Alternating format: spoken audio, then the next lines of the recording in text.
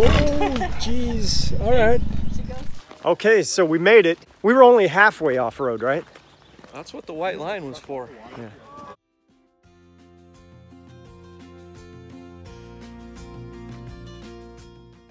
What makes us so special among so many reasons is the diversity of animals that are here. There are lions and tigers and bears and alpaca and coati and lemurs and baboons. And turtles. And 40 chimpanzees that were rescued primarily from biomedical research laboratories. So we're at Wildlife Way Station, and we got just a quick briefing, small history about the place. And as I'm walking down into this canyon, I mean, this is something incredible.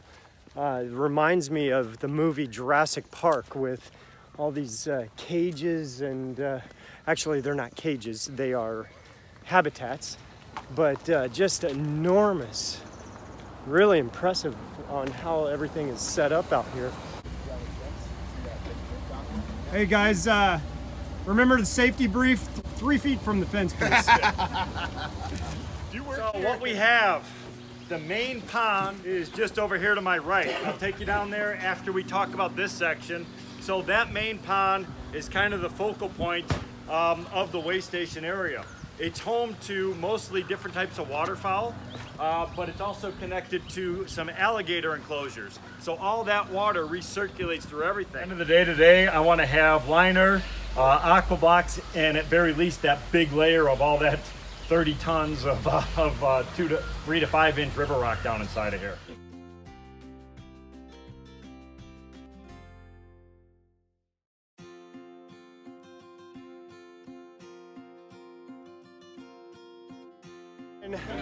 So sometimes you end up with obstacles. See, you just wanted to gloss over this, Ralph. Yeah.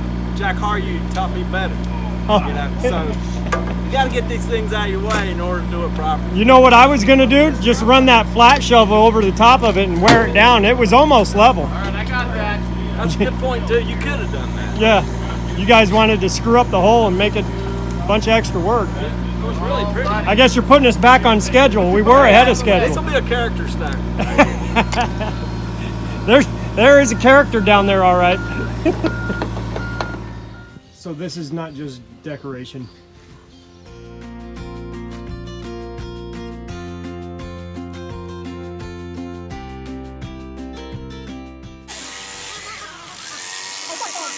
Let me get the video where he's actually pulling them out. Oh! Oh my God! We're watching a video about rattlesnakes. Oh my God, that's cute. No, not a chimpanzee.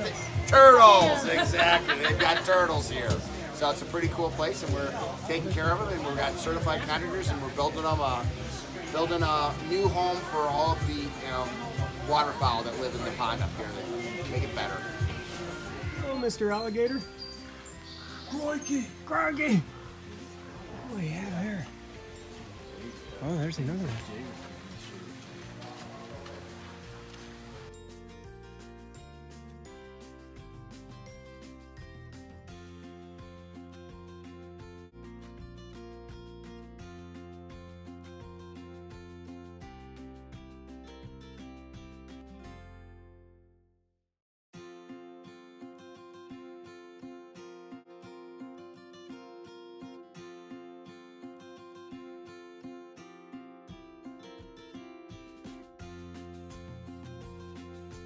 Loved this stone, this saying. So this is their mantra of this facility: deeds, not words.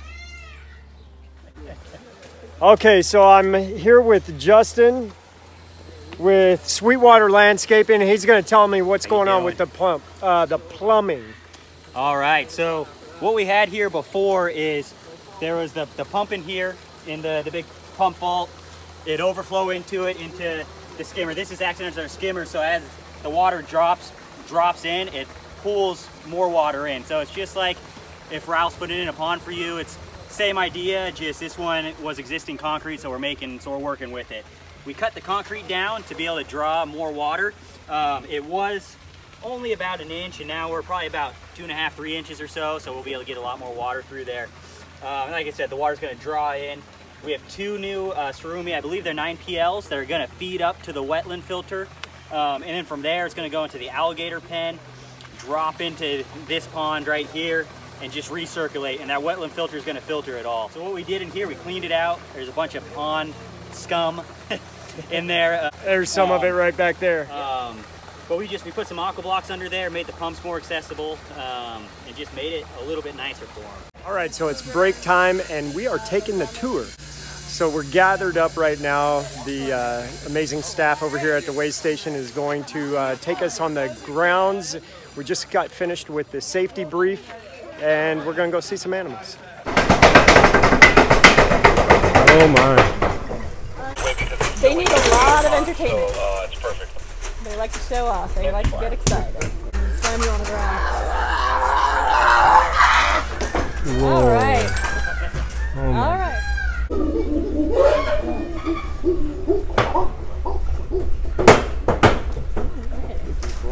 They're amazing. Look at them trying to get out. Woo! So as far as we know, they don't get out. Must have been Justin. My bad.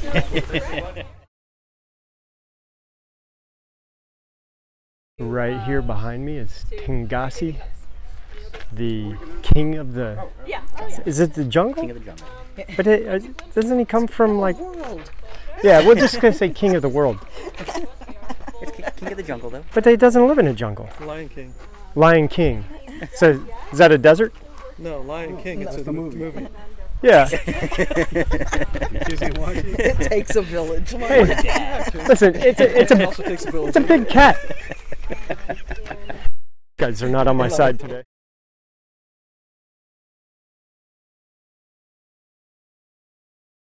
Right over here behind me are some baby lions. They were actually born in September.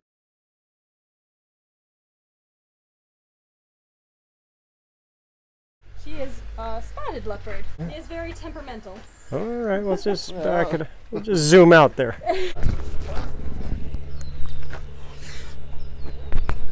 Oh, jeez. All right. She goes from being like on her back and comfy to being like. Those cats draw you in like that, so. Oh yeah, that's true. Very It's a oh, trap. yeah, this is nice. Yeah, once we turn around and move it. Yes. Yeah. So there's definitely a reason why we need to stay at least 3 feet away from the fence. You saw that look? Allison gives me that look every while. I think we're gonna start imposing the 3-foot rule with her. Shh, don't tell.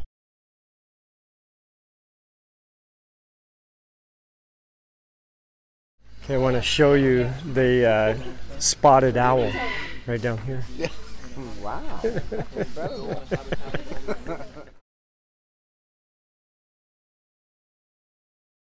All right, things are really progressing along. Right over here behind me, Ed is giving a little tutorial on seaming, and we've got a lot of the rock and accent pieces going on over here behind me. Okay, so here we are, and it is about time to fire things up. We got the water flowing in through the wetland, so they're working on some detailing right over here on the edges. And so one thing that has been done to kind of naturalize the edges is to bring in some logs that are out and about throughout the area. Got some nice big boulders. This pipe is just running water in from down low, but you can see we've got different elevations, and that'll be great places to plant marginal plantings. And then this area that can be planted with lilies and other low-growing marginal plants. And once this fills up, it will go right through that grate over there into the alligator exhibit, and then circle around. And if you can see, way down in here is the other fowl exhibit, and it ends up into a skimmer down at the bottom where the pumps are and pushes all the way back up. All right, guys, here with Ed Ballou from Aquascape out of Chicago, and Ed is just a genius when it comes to wetland filtration, and he actually came out to Gilbert a couple months ago to help us with a swim pond project, and now we're in Wildlife WAYSTATION in Los Angeles, and we're doing loosely the same thing that we did on that pond out there. Tell us a little bit about that. Exactly. So with a constructed wetland filter, the nice thing about it is it's modular. So once we understand the volume of water that we need to deal with, and we understand the nutrient loads that are going into it, we could design a system that could handle that. So for a swim pond, we're going to oversize the filtration because we want pristine water for swimming, right? Right. But for animals, having a little stuff in there is actually healthy. So we don't want it pristine, but we want it clean. We want it. We don't want anaerobic bacteria. We want healthy microorganisms because we want to replicate an actual river system that these types of animals normally are found in, and they're not found in swimming pools. Right. So they want a little bit of that stuff. They want natural food sources and things like that. So what we want to do, because of that modular nature, is put together that right package. We have a huge sedimentation filter in here. We have all those layers of river rock on top, exactly like what we did over at the recreation pond. This is just a bigger system to handle the load of all those animals. Right on. All right. Hey, thanks, Ed. Not a problem. Okay, so one heck of a transformation. 2 days of work, a ton of willing and able hands, and a bunch of rocks. A small hurdle that we had that I talked about earlier was the lack of water supply. They can't turn on a hose bib and just have endless water like down in the city. It's all this water gets tanked in, so we didn't have a chance to wash this down. Plus the source that we got the rock material from, there was a lot of dirt in the rock, so it's a little dirty, but it will settle out once everything gets up and running. Like everything else, nothing can be done by one person. It takes a village to raise. It takes all the people to help these animals thrive. The staff here are incredible, and you people came in out of nowhere and have done this amazing job. The Wildlife WAYSTATION has a slogan. It says, "Deeds, not words." You folks are deeds. Thank you from the bottom of the heart of every animal here, and especially the ducks and the turtles. So I want to applaud all of you. We're going to go down, release these animals, and put another one in the books. Thank you all.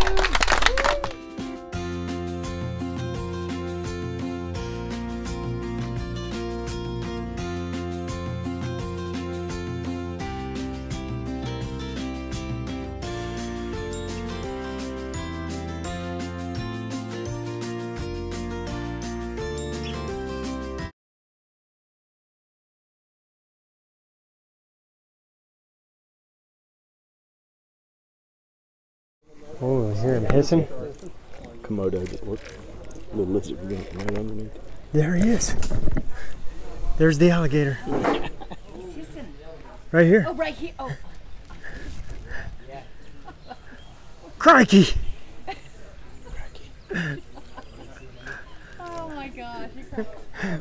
Michelle, don't be nervous. So here's the bigger gator. Over here, and you slide on over, and here are the two smaller guys. So that's the intake that we installed, so that's where the water from the newly installed wetland is going to deliver the water, nice clean water. Eventually, someday it'll be clean. Greg's gonna fix that.